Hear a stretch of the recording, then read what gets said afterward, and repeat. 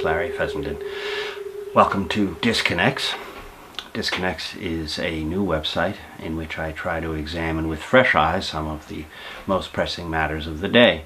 I am a layman, I'm a filmmaker. I make no claim to my expertise, but I have great passion for the issues, and my agenda is to see things with a nonpartisan eye and to clear through some of the media babble that we have to endure in our 24/7 news cycle.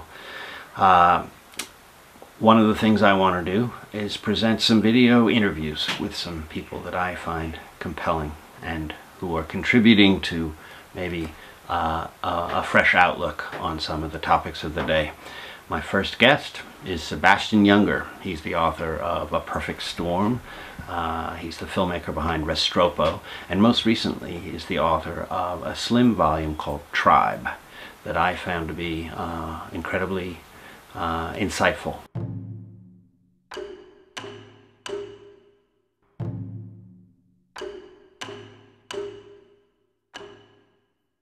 So Tribe is a book about community and the effect on human happiness, human mental health when you lose community. So when I was growing up, I had a sort of mentor figure, an uncle, surrogate uncle named Ellis, who was part Lakota Sioux, part Apache.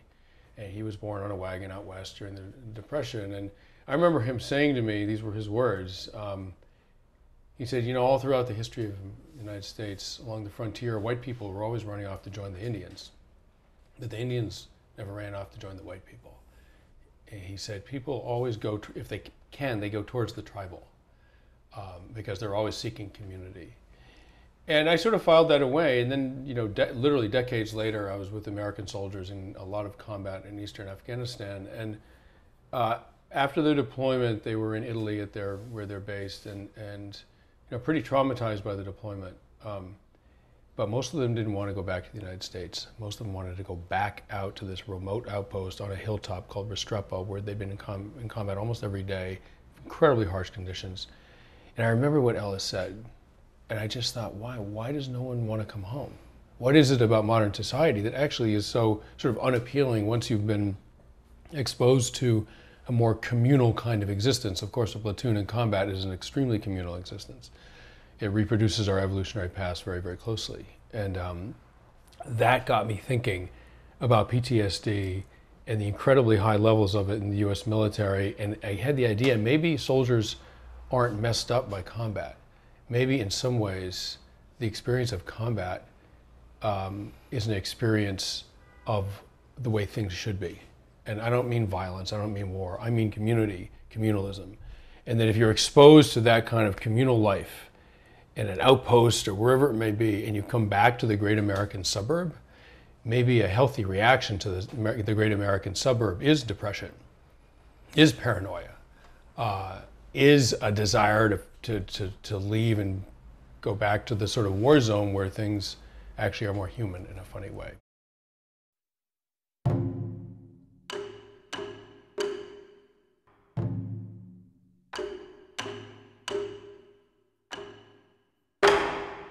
As a nation, we can choose to see ourselves however we want.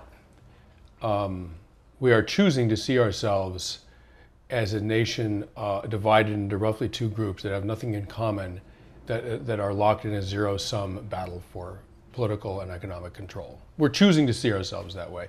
Now, all we would need is one good catastrophe, and that would disappear, right? So humans are adaptive. Like, we've evolved over hundreds of thousands of years to survive in a very harsh environment. Danger, hardship, adversity, those things bring out the best human behaviors. Those things bring out pro-social behaviors.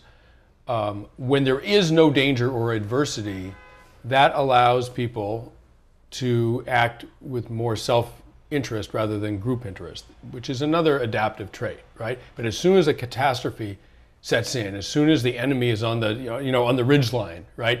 We band together, and or another way to put it is that we're the descendants of people that banded together in a crisis. The people that didn't band together didn't survive as well and lost their the sort of gene pool lottery that evolution is. So, but that becomes interesting to me, because I think one of the issues we're facing in our political life is this false sense of alarmism. You know, the immigrants are our enemy. Yeah. The Black Lives Matter are trying to destroy our world. It's the gays are destroying marriage, and so on. So they're using fear, but in a way, is it because they're trying to separate their whole tribe into one tribe? Is that what's going on? We're two tribes? What's going on is politicians are realizing that if they identify the opposite political party as a mortal threat, right, then they can consolidate their base. Right. And there's nothing like fear to rally people, right? I mean, and again, that's adaptive. I mean, if you're not rallying in the streets when there's a threat, you're dead.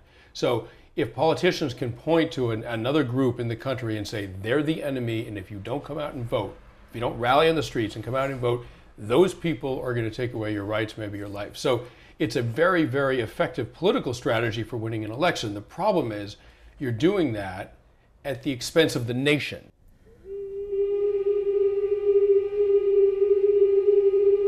I feel like the country has a high fever right now. So a fever is a sign that your body's sick. Yeah. It's the body trying to solve its medical problem, right? It's actually cooking the bacteria. I mean, it's trying to kill the bacteria by basically overheating them.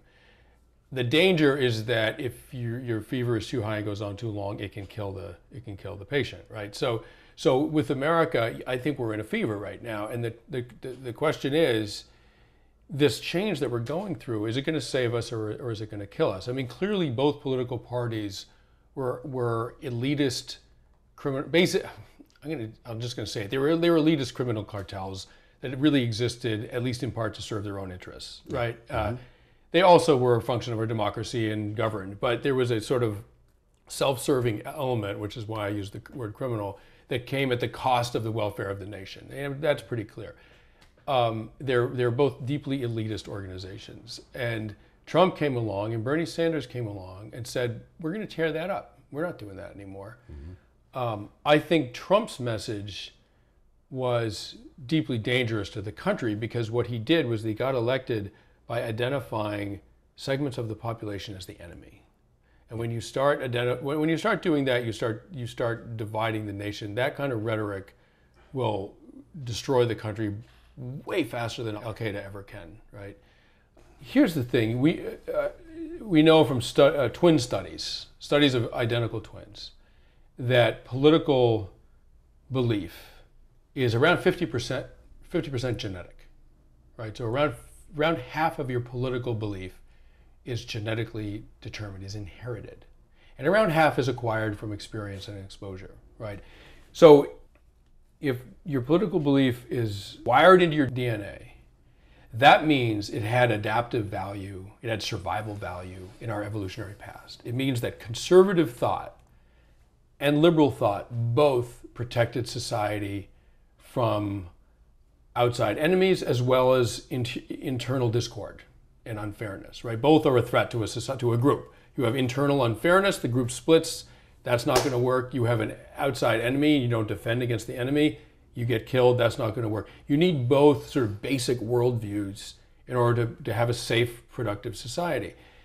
So in America, the goal is not to get rid of the Republicans, right? It's in our DNA. Like roughly half the population thinks that way for a very good reason. The goal is not to get rid of the liberals for very good reasons. We need liberals, right? We need both to run we need both that are in a dynamic tension within society to keep us all safe and healthy and good.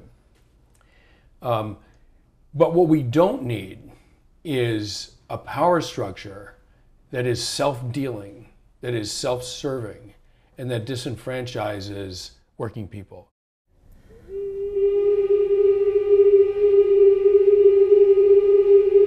Social media allows instant access to numbers of people, right? But I'm not sure it necessarily creates a sort of enduring group structure. Right. Right? So simple connection to another human being isn't the same as being in a group. It's not, I mean, these are molecules bouncing off each other, and that's great, but that's different than a group structure. And social media, it's a little bit like empty calories in a Pepsi or in a cheeseburger. You get your you get the experience of eating, you think you've eaten and you think you're full, but you actually got no nutrients. Right. You can be on Facebook and think that you actually had social engagement, but you actually didn't experience any of the things that for hundreds of thousands of years constituted a social experience, a human experience. Touch, smell, closeness, people's expressions. And also responding in the moment to somebody's anguish or dissatisfaction or challenge. And if you and I, if this building caught on fire, you and I are in the same situation and we would help each other escape. No, I would trample over you and get the fuck out. we have an investment in the common space that we share, right? Just out of personal interest, self-interest.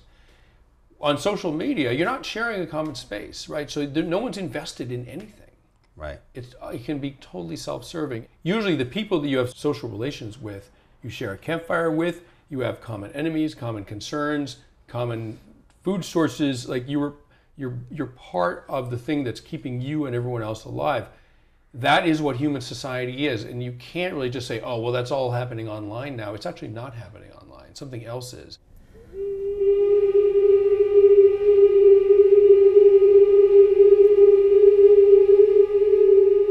If we want to value America as a nation, as an idea, we should ask all of our citizens to contribute something to it. You do not have to do anything to belong to this country right now. Self-sacrifice for the group makes people feel good. And you're filling sandbags along the river to keep the town from flooding, you're feeling good, right? That feels a lot better than going golfing, right? You know, on some basic human level. People are dying to feel needed, right?